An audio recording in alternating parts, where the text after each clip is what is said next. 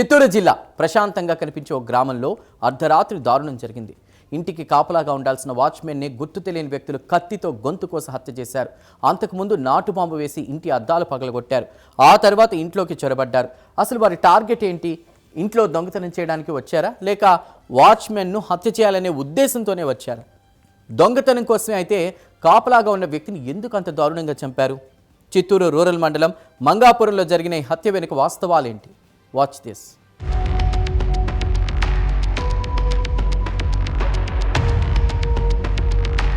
చిత్తూరు జిల్లా మంగాపురం గ్రామంలో ఓ ఇంటి వద్ద వాచ్మెన్గా పనిచేస్తున్న ఆనందరావు దారుణ హత్యకు గురయ్యాడు. సుమారు 50 ఏళ్ల వయసున్న ఆనందరావు ఆ ఇంటికి కాపలాగా ఉంటూ విధులు నిర్వహిస్తున్నాడు. అయితే అదే ఇంటిని టార్గెట్ చేసిన గుర్తు తెలియని వ్యక్తులు ముందుగా నాటు బాంబు వేసి ఇంటి అద్దాలను పగలగొట్టారు. తర్వాత ఇంట్లోకి చొరబడ్డారు. ఈ క్రమంలో వాచ్మెన్ ఆనందరావును కత్తితో గొంతు కోసి హత్య చేశారు. ఒక్కసారిగా జరిగిన ఈ ఘటనతో మంగాపురం గ్రామంలో భయాందోళన నెలకొన్నాయి. సాధారణంగా రాత్రివేళ ఇంటికి కాపలాగా ఉండే వ్యక్తి చుట్టుపక్కల పరిస్థితులను గమనిస్తూ ఉంటాడు.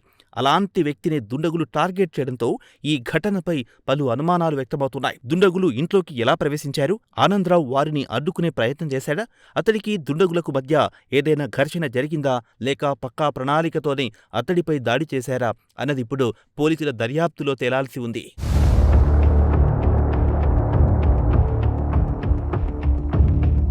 ఈ ఘటనలో నాటుబాంబు వినియోగం మరింత కలకలం రేపుతోంది. ఇంటి అద్దాలు పగలగొట్టేందుకు నాటుబాంబు ఎందుకు వేశారు? ఇంట్లో ఉన్న వారిని భయపెట్టేందుకా, లోపలికి ప్రవేశించేందుకు అడ్డంకులను తొలగించేందుకా, లేక తమ రాకను ఎవ్వరూ అడ్డుకోకుండా ముందుగానే భయానక వాతావరణం సృష్టించేందుకా అనే ప్రశ్నలు తలెత్తుతున్నాయి. నాటుబాంబు పేలుడు తర్వాత ఇంటి అద్దాలు పగిలిపోయాయి. ఆ తర్వాత దుండగులు ఇంట్లోకి చొరబడ్డారు. అయితే వారి అసలు లక్ష్యం ఏంటి అనేది మాత్రం ఇంకా స్పష్టంగా తెలియాల్సి ఉంది. ఇంట్లో దొంగతనం జరిగిందా? ఏదైనా విలువైన వస్తువులు మాయమయ్యాయా? లేక దొంగతనం ముసుగులో మరేదైనా ఉద్దేశంతో ఈ దాడి జరిగిందా అనే విషయాలు పోలీసులు పరిశీలిస్తున్నారు. ఇక ఈ కేసులో మరో కీలక అంశం ఆనందరావు హత్య.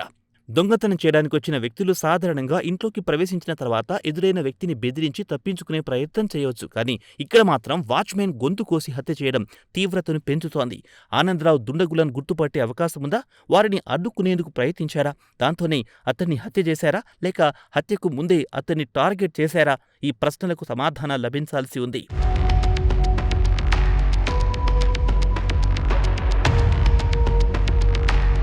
ఆనందరావు ఆ ఇంట్లో వాచ్మెన్గా పనిచేస్తున్నాడు. ఆ ఇల్లు ఎన్ఆర్ఐ పటాభి నాయుడికి చెందినదిగా సమాచారం. ఇంటి యజమాని ప్రస్తుతం అక్కడున్నారా? ఇంట్లో ఎవరైనా ఉన్నారా? ఘటన సమయంలో ఇంటి పరిస్థితి ఎలా ఉంది? దుండగులు ఏం తీసుకెళ్లారు? వంటి వివరాలు కూడా దర్యాప్తులో కీలకం కానున్నాయి. ఇంట్లోని వస్తువులు, అద్దాలు, తలుపులు, పరిసర ప్రాంతాల్లో ఉన్న ఆధారాలను పోలీసులు పరిశీలించే అవకాశం ఉంది. ఘటనపై సమాచారం అందుకున్న పోలీసులు వెంటనే రంగంలోకి దిగారు. హత్యగల కారణాలపై పోలీసులు ఆరా కొనసాగుతోంది. నిందితులు ఎవరు, ఎక్కడి నుంచి వచ్చారు, ఎలా వచ్చారు, ఘటన తర్వాత ఎటువైపు వెళ్లారు అన్న అంశాలపై దర్యాప్తు ముమ్మరం చేశారు. ఇలాంటి కేసుల్లో ఘటనా స్థలంలో లభించే చిన్న ఆధారం కూడా చాలా కీలకంగా మారుతుంది.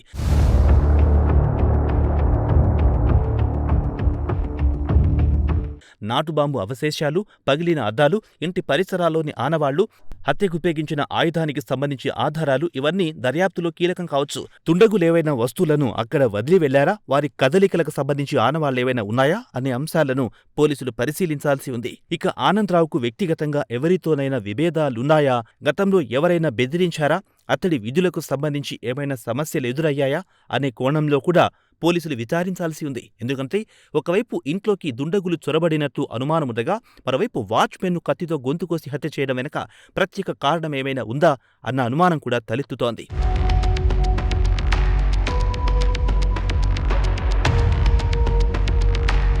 ఈ కేసులో ఆనందరావు కుటుంబ సభ్యులు, అతడిని తెలిసిన వ్యక్తులు, ఇంటి పరిసరాల్లో నివసించేవారు చెప్పే వివరాలు కూడా దర్యాప్తుకు ఉపయోగపడే అవకాశం ఉంది. ఆనందరావు చివరిసారిగా ఎవరితో మాట్లాడాడు? ఘటనకు ముందు అతడి కదలికలు ఎలా ఉన్నాయి? ఏమైనా అనుమానాస్పద విషయాలు గమనించాడా అన్న వివరాలు వెలుగులోకొస్తే హత్యకు ముందు జరిగిన పరిణామాలపై స్పష్టత రావచ్చు. ఘటనా స్థలాన్ని పరిశీలించిన పోలీసులు హత్యగల కారణాలపై ఆరా తీస్తున్నారు. నిందితుల కోసం దర్యాప్తు ముమ్మరం చేశారు. అయితే ఇప్పటివరకు నిందితులెవరో స్పష్టంగా తెలియలేదు. హత్యకు అసలు కారణం కూడా నిర్ధారణ కాలేదు. అందుకే ఈ ఘటనకు సంబంధించి ప్రతి అంశాన్ని పోలీసులు ఆధారాలతో పరిశీలించాల్సి ఉంది.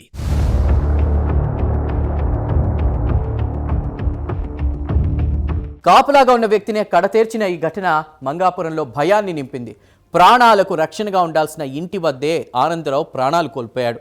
ఒక కుటుంబానికి తీరని విషాదాన్ని మిగిల్చిన ఈ హత్యలో దోషులు ఎంతటి వారైనా చట్టం నుంచి తప్పించుకోకుండా కఠిన శిక్ష పడేలా చర్యలు తీసుకోవాల్సిన బాధ్యత పోలీసులపై ఉంది.